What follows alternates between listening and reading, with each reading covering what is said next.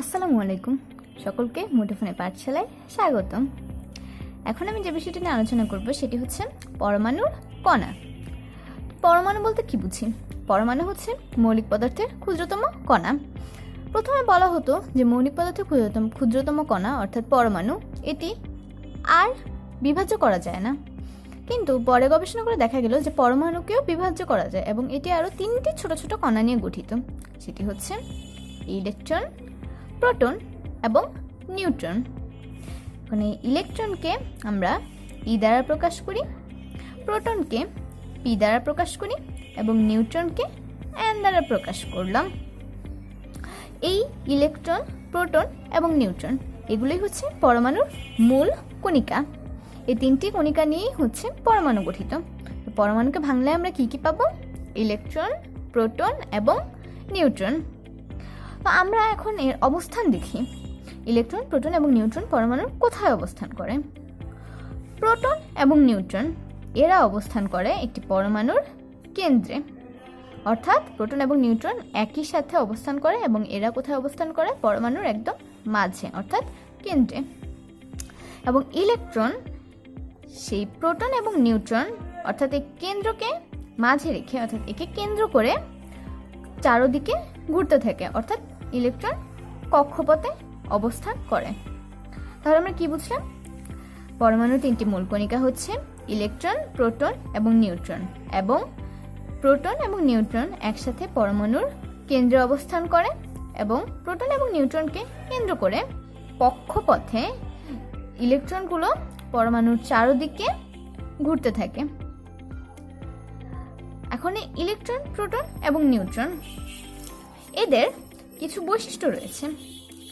সেগুলো হচ্ছে এদের প্রকৃত ভর, এদের আপেক্ষিক ভর, এদের প্রকৃত আধান বা চার্জ এবং এদের আপেক্ষিক আধান বা চার্জ। প্রথমে আসি প্রকৃত ভরে। প্রতিটি বস্তুরই একটি নির্দিষ্ট ভর রয়েছে। তো যেহেতু ইলেকট্রন, প্রোটন এবং নিউট্রন পরমাণুর কণিকা, তাই অবশ্যই এদেরও নিজস্ব ভর থাকবে।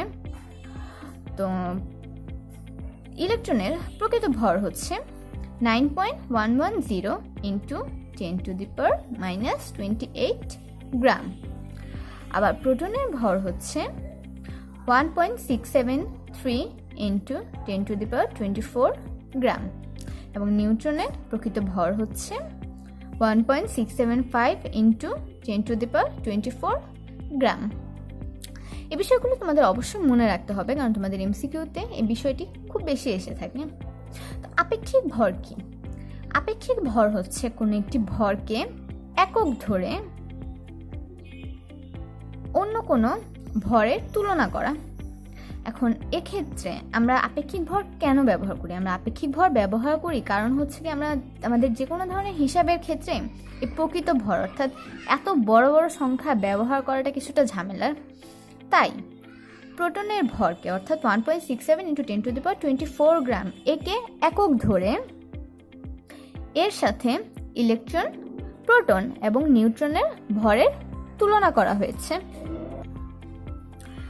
তুলনা করে দেখা গেল যে 9.110 ইন্টু 10⁻28 ডিভাইডেড বাই 1.673 ইন্টু 10⁻⁻24 বের হয় 1/1840।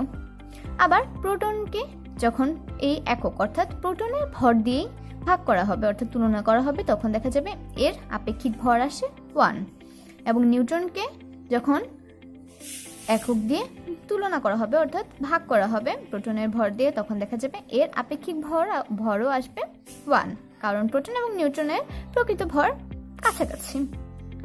তো আশা করি তোমরা প্রকৃত ভর এবং আপেক্ষিক ভর ব্যাপারটি বুঝতে পেরেছ।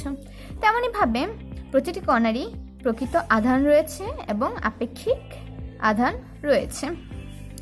তো ইলেকট্রন হচ্ছে ঋণাত্মক চার্জযুক্ত কণা, প্রোটন হচ্ছে ধনাত্মক চার্জযুক্ত কণিকা এবং নিউট্রন একটি চার্জ নিরপেক্ষ কণিকা। তো এ কারণে ইলেকট্রনের প্রকৃত আধান 1.60 ইন্টু 10⁻⁻19 কুলম্ব এবং প্রোটনের প্রকৃত আধান বা চার্জ হচ্ছে প্লাস 1.60 ইন্টু 10⁻⁻19 কুলম্ব, এবং নিউট্রন যেহেতু একটি চার্জ নিরপেক্ষ কণিকা তাই এর কোনো চার্জ বা আধান নেই। ইলেকট্রন যেহেতু একটি ঋণাত্মক চার্জযুক্ত কণিকা তাই ইলেকট্রনের প্রকৃত আধান -1.60 ইন্টু 10⁻19।